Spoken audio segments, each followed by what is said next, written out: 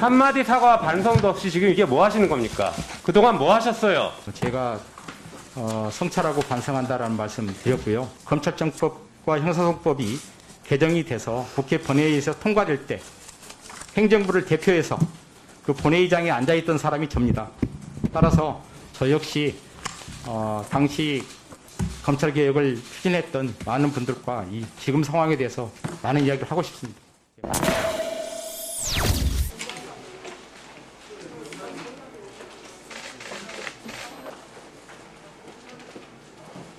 오후 4시에 회의 참석한 후에요. 검찰총장에게 특별히 이렇게 말씀드릴 기회를 주셔서 감사드리고요. 또 두 분 위원님 말씀하신 것처럼 제가 법사위 전체 회의에서 의원님들이 지루하신다면 소상하게 있는 그대로 여러 가지 말씀을 드릴 기회가 있었으면 좋겠습니다. 그 부분은 법사위원장님께 요청을 드렸다 이렇게 말씀을 드립니다. 현재 발의된 법안에 의하면 검사는 공수처 공무원의 직무상 범죄만 수사할 수 있고 그의 어떤 형태의 수사도 할 수 없게 됩니다. 검사는 직접 수사할 수도 없고 사경 송치 사건이나 송치 사건에 대한 이의신청 사건도 보안수사를 할 수가 없습니다. 검사는 경찰이 신청하지 않으면 영장도 청구할 수 없습니다. 이러한 여러 가지 문제점에 대해서 첫째, 현행제도 안착의 중요성, 둘째, 이연 소지, 셋째, 송치 사건 보안수사 폐지의 문제점, 넷째, 중요범죄 직접수사 폐지 문제점 순으로 말씀을 드리도록 하겠습니다. 총장 조금 소리를 좀 크게 해주시겠어요? 마이크를 좀 가까이 대고. 예. 먼저 현행제도 안착의 중요성에 대해서 말씀을 드리겠습니다.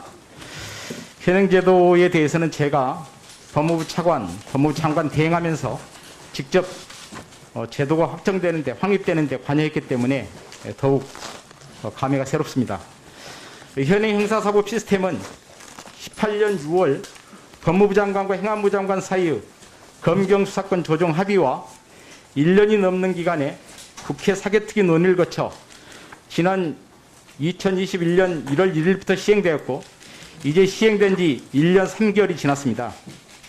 복잡해진 수사 절차로 인해서 검경 간의 사건 이송이 반복되어 사건 처리가 지연되고 그로 인해서 국민들은 심각한 피해를 호소하고 있고 대형 부패 사건에서 제명별로 수사 주체가 달라져서 검찰 수사력을 효율적으로 활용하기 어려워지는 등의 비합리적인 상황이 발생하고 있습니다.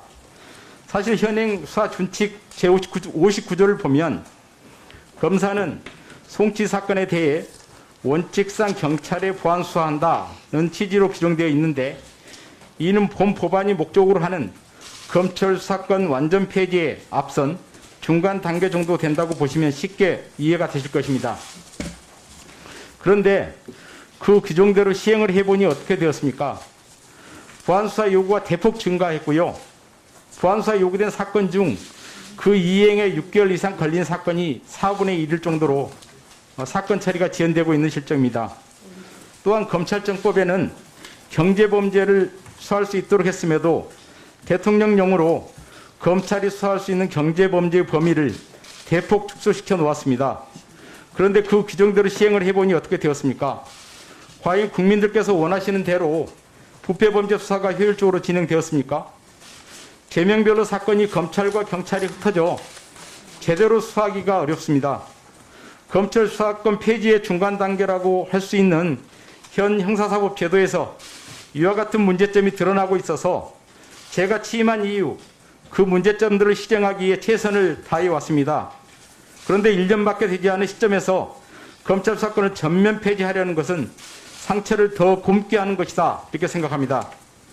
검찰 개혁을 계속 진행한다고 하더라도 지금은 시행 중인 현 제도의 안착에 법원, 검찰, 경찰, 법조계 등 유관기관이 합심해서 총력을 기울여야만 할 상황이라는 점을 분명히 말씀드립니다. 둘째, 법률안 및 개정 절차 진행의 이연성에 대해서 말씀드리겠습니다. 자료를 한 장짜리 자료를 드렸는데요. 재헌헌법 이후 4.19 이전 헌법들은 영장 청구권자를 수사기관으로 규정하고 있었습니다. 그리고 형사법에도 수사기관에는 검사와 사법경찰관이 모두 포함되어 있었습니다. 4.19 이후 경찰의 인권 침해 사례들에 대한 반성으로 영장 청구권자를 검사로 한정하는 것으로 헌법이 개정되었고, 이에 따라 형사법상 검사는 수사의 주재자로 하고 사경은 검사의 지휘를 받아 수사하도록 명시하였습니다. 검사를 수사권자로 한 것은 이와 같은 연역에 기반한 헌법 정신에 따른 것이고, 이를 명문화한 것이 현행 헌법 제12조, 제16조입니다. 따라서 검사의 수사권을 완전히 박탈하는 것은 이혼 소지가 큽니다. 또한 영장 청구를 준비하는 행위, 즉 범죄 사실 확인 절차는 그 자체로 영장 청구권 행사 절차의 일환이므로 헌법상 영장 청구권 규정에 근거해서 검사의 수사권이 보장되는 것은 문헌상 명백하다고 할 것입니다. 한편 이번 법률안 개정은 국민의 생명, 신체의 안전과 직결된 매우 중요한 법안이므로 국민적 공감대 형성을 위한 공청회 개최나 관계기관의 충분한 의견 수렴 절차 등이 선행되어야 하고, 헌법과 국회법에 규정된 입법 절차들도 준수되어야 할 것입니다. 셋째, 송치 사건 보안수사 폐지 관련 문제점을 말씀드리겠습니다. 작년에 처음으로 보안수사 요구 제도가 도입되었고, 검사는 직접 보안수사하지 말고 경찰에 보안수사 요구하는 것을 원칙으로 규정해 두고 있습니다. 보안수사 요구 제도 도입 전에는 비슷한 것으로 수사 지휘가 있었는데, 보안수사 요구가 2020년의 수사지에 비해 3배 이상 늘었습니다. 통계를 확인해 보니 보안수사 요구 제도 도입 후 경찰의 보안수사 기간이 6개월을 넘는 것이 전체의 24.4%, 1년이 넘도록 답이 오지 않는 것도 8.9%, 건수로는 3,843건이나 됩니다. 법안대로라면 검사는 그나마 예외적으로 하던 직접 보안수사도 못하게 되므로 전권 보안수사 요구할 수밖에 없습니다. 검사는 추가 수사가 필요하다고 판단하면 무조건 그 사건을 경찰에 보내야 하고, 이후 경찰의 수사한 결과만을 토대로 다시 판단합니다. 경우에 따라 이런 핑퐁식 무한이송 사태가 계속될 수도 있습니다. 이렇게 해서는 신속한 사건 처리를 할 수 없고 국민만 피해를 봅니다. 검사는 오로지 경찰이 수사해서 검찰에 보내는 기록과 증거들만으로 혐의 유무를 판단해서 기소 여부를 결정해야 하므로 직접 사실관계를 확인해서 처분의 정확성을 높일 수도 없습니다. 경찰 수사를 통제하고 점검해야 하는 검사가 스스로 사실관계 확인을 할 수 없어 경찰을 통해야만 한다면 국민의 인권 보호나 수사상 적법 절차 통제가 가능하겠습니까? 법원에서 재판하는 판사님들도 피고인과 증인을 직접 보고 진술을 듣고 증거를 확인해서 유무죄를 결정합니다. 검사는 경찰 기록만으로 혐의 유무를 결정한다는 것인데, 그렇게 해서 충분한 증거 없이 기소하게 되면 허점을 잘 이용할 수 있는 변호인을 선임하는 돈 많은 피고인, 힘 있는 피고인 외에 누가 이익을 보겠습니까? 누구에게도 도움이 되지 않습니다. 넷째, 중요범죄 직접수사 폐지 부분입니다. 우리 검사와 검찰 수사관들은 약 70년이라는 긴 세월 동안 부패, 공직자, 경제범죄 등 중요범죄를 수사해온 경험과 역량을 갖고 있습니다. 특히 최근의 경제범죄들은 과거와 달리 진흥화되고 조직화되어 있고, 재판 과정에서 증거 수집의 위법 문제가 제기되거나 법리로 다투는 경우도 많기 때문에 법률 전문가인 검사의 수사가 반드시 필요합니다. 그동안 검찰이 국민들로부터 신뢰를 많이 받지 못하였습니다. 그래도 국민들은 검찰이 돈 많고 힘센 사람들을 수사해서 처벌하는 역량은 갖추고 있다고 믿어주셨던 것 같습니다. 중요범죄 수사에 대한 대안이나 대책이 마련되지 않은 상태에서 검찰이 수사하지 못하게 하는 것은 적절한 방안이 아니라고 생각합니다. 저희 검찰이 다 잘했다는 것은 결코 아닙니다. 성찰하고 반성하겠습니다. 검찰 수사의 공정성과 중립성에 대해서는 국민들로부터 철저히 점검을 받고 개선하겠습니다. 그러나 이 법안처럼 아무런 수사도 할 수 없게 하는 것은 그 오랜 기간 축적된 국가 수사력을 그대로 사장시키는 것에 다름 아닙니다. 검사 수사기능 폐지를 골자로 하는 이번 개정 법률안은 70여 년간 운영되어 온 형사사법제도 근간을 바꾸는 것으로 그 어떤 법안보다 중요합니다. 따라서 이 법안을 현실화하기 전에 국회에서 법무부와 검찰, 법원, 경찰, 변호사협회, 학계, 시민단체 등 모든 이해관계인과 관심 가진 단체들을 모아 충분히 논의해 주시고 또 여야 합의를 거쳐 최선의 결론을 찾는 과정이 선행되었으면 합니다. 국민들의 이해와 공감대 형성도 필수적이라고 생각합니다. 국민의 생명과 안전, 신체의 자유와 재산에 직접적인 영향을 미치고 앞으로 국가 운영이나 발전과 깊은 관련이 있는 법안을 지금과 같이 2주 안에 처리한다라는 것은 절대로 적절하지 않다라는 말씀을 드리겠습니다. 앞으로 진행될 입법 과정에서 의원님들께서 한 번 더 심사해 주시기를 당부드립니다. 끝으로 법안 내용대로 개정이 된다면 현실적으로 발생할 실무상 문제점에 대해서 몇 가지 말씀드리겠습니다. 검찰의 수사권을 전제하고 있는 법률들이 다수 있습니다. 이 법률 시행 전에 그 법률들을 모두 개정하지 않으면 큰 혼란이 발생할 수 있습니다. 예를 들어보겠습니다. 최근에 국회에서는 스토킹 처벌법도 제정하고 성폭력 처벌법 등도 개정해서 범죄 피해자와 사회적 약자들을 위한 좋은 제도를 많이 마련해 주셨습니다. 그런데 이런 법률들은 피해자 보호를 위해 전문 검사를 지정해서 피해자 조사를 하도록 하거나 피해자를 위한 각종 보호 조치를 할 책무를 그 사건을 수사하는 검사에게 부여하고 있습니다. 법안이 통과되면 검사는 단지 수사 기능을 잃게 되는 것에 그치는 것이 아니라 이를 전제로 한 법률상의 인권 보호 책무도 할 수가 없게 됩니다.